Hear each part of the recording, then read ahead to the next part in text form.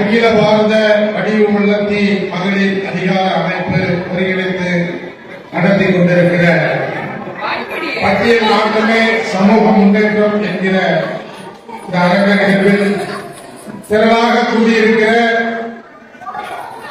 தேவேந்திர உணர்வாளர் சமூக உறவுகளுக்கும் ஆளுநர்களுக்கும் நம்முடைய அன்பு சகோதரிகளுக்கும் தாய்மார்களுக்கும் நான் சார்ந்திருக்கிற நல்ல பேராயத்தின் சார்பில் என்னுடைய பணிவான வணக்கங்களை தெரிவித்துக் கொள்கிறேன்.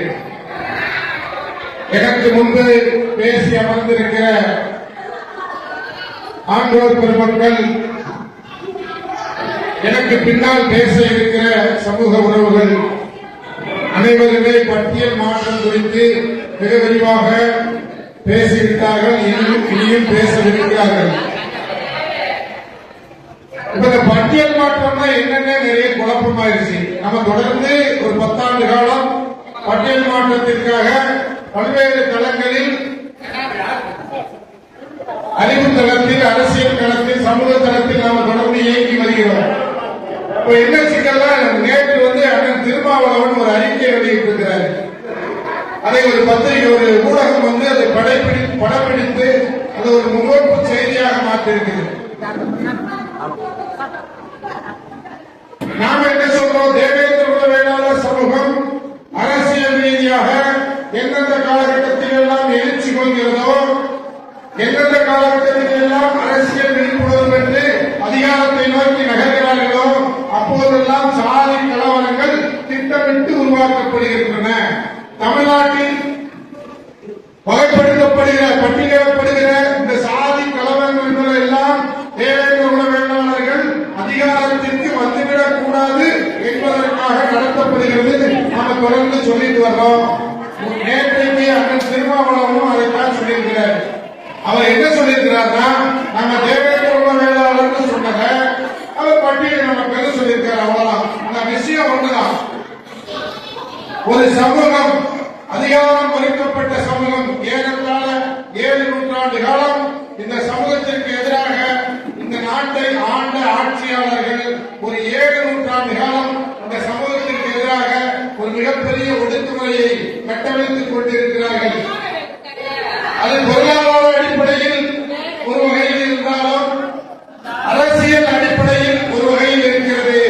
குறிப்பாக அதிகாரத்திற்கு வந்துவிடக் கூடாது என்பதற்காகவே திட்டமிட்டு கலவரங்கள் உருவாக்கப்படுகின்றன. நான் நிகழ்வு என்று சொல்ல விரும்புகிறேன். ஒன்று 1957 1952 தான் 18 வயது நிரம்பியவர்கள் அத்தனை பேரும் ஓட்டு போடலாங்கிற இந்த ஜனநாயக நடைமுறைக்கு வந்து 52 57 தேவேந்திர குல வேளாளர்களை ஒருங்கிணைத்து தெற்கே மிகப்பெரிய அதிகார எழுச்சியை உருவாக்கிக் கொண்டிருந்த நம்முடைய மாவீரர் இமானுவேல் சேகரன் படுகொலை செய்யப்படுகிறார். இந்த படுகொலைக்கு பின்னாடி இருக்கக்கூடிய அரசியல் காரணம் அதிகாரத்திற்கு வரக்கூடாதுதான்.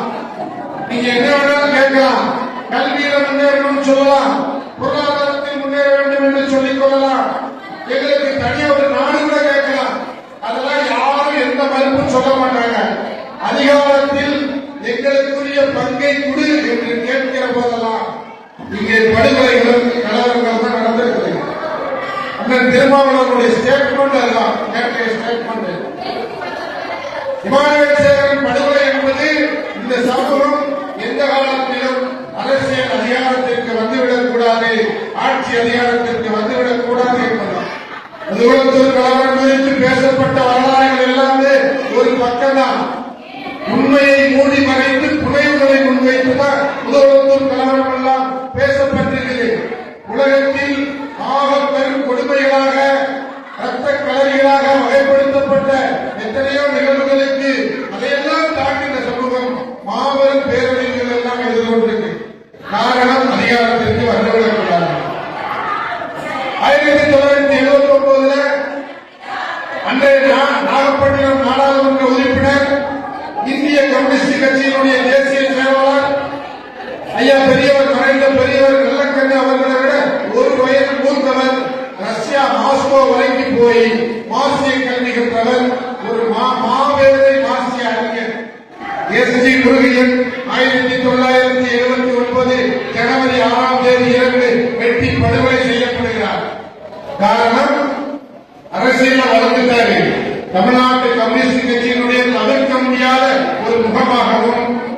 ஒரு மாபெரும் மக்கள் தலைவராக வளர்ந்து விட்டார்.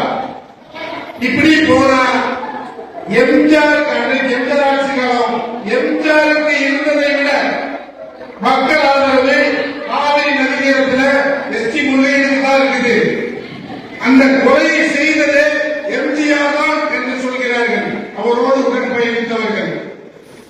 இன்றைக்கு இருக்கக்கூடிய மன்னார்குடி மாஃபியாக்கள் தான் அதன் பின்னணியில் இருந்து அந்த கொலையை செய்து கொடுத்தார்கள் என்று சொல்கிறார்கள். காரணம், அதிகாரத்திற்கு இவர்கள் வந்துவிடக்கூடாது.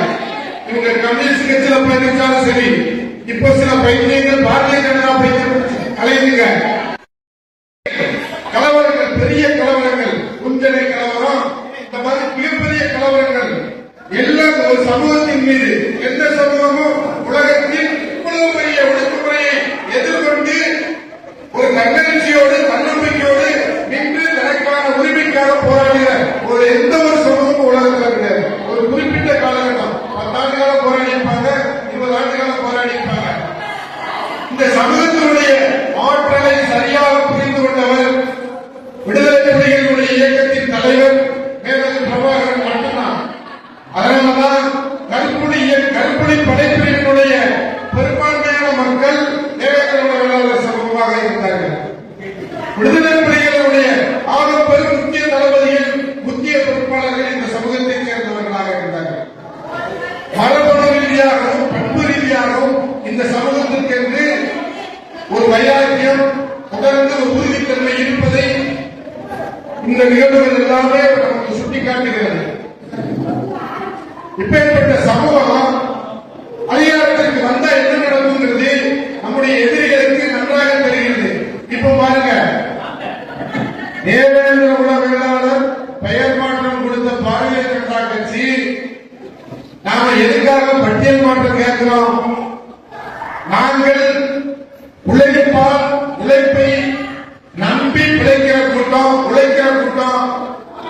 எங்களிடம் நிலம் இருக்கிறது, எங்களிடம் வேளாண்மை இருக்கிறது, எங்களிடம் ஆட்கள் இருக்கிறது, அறிவு இருக்கிறது, ஆளுமை இருக்கிறது.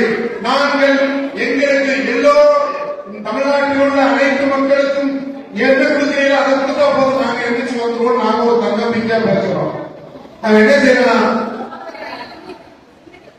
பாரதிய ஜனதா கட்சி தான் பெயர் மாற்றம் கொடுத்துச்சு, அதுதான் பட்டியல் மாற்றம் கொடுக்கும் அப்படின்னு சொல்லி மோடியவே குலசாமியாக்கி நாம் அவருக்கே பாசனம் வச்சு லட்சக்கணக்கான காலன்று இதெல்லாம் வீடுகளை மாற்றி வச்சு பெரிய அளவுக்கு நாம ஒரு பெர்ஃபார்மன்ஸ் காட்டுறோம்.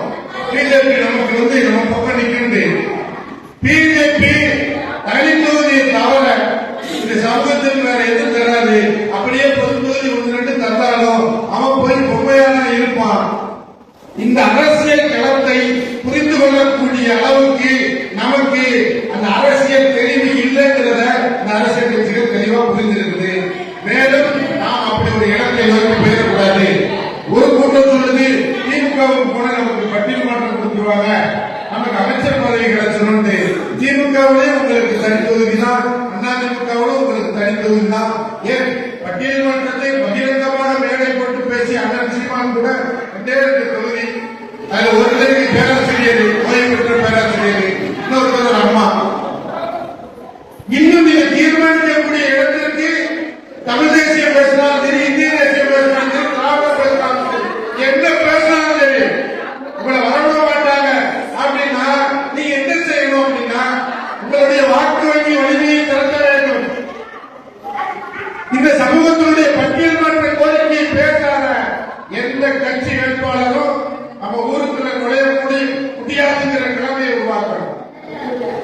அரசியல் என்பது அராஜகங்களாலும் அட்டுடையங்களாலும் தீர்மானிக்கப்படுகிற அரசியலை வெறும் அறத்தை மட்டும் தீர்மானிக்க முடியாது. எதிரி என்ன ஆயுதம் எடுக்கிறானோ அதே ஆயுதத்தை நாமும் எடுக்க வேண்டியது காலத்தின் கட்டாயம். இந்த தேர்தலில் பட்டியல் மாற்றம், விகிதாச்சார இடம், சாதிவாரி கணக்கெடுப்பு, விகிதாச்சார இடப்பங்கீடு, அரசியல் அங்கீகாரம் 4 முதன்மையான கோரிக்கையும் புறக்கணிக்கிற எந்த அரசியல் கட்சிகளும் ஊருக்குள்ள நுழைய முடியாது. அப்படி நுழைந்தால் இந்த தமிழ்நாடு வேறு ஒரு வரலாறை பதிவு செய்ய வேண்டியது இருக்கும். நாங்கள் உறுதியாக இருக்கிறோம். 100 தொகுதியில் இந்த பிரச்சாரத்தை நாங்கள் முன்னெடுத்திருக்கிறோம்.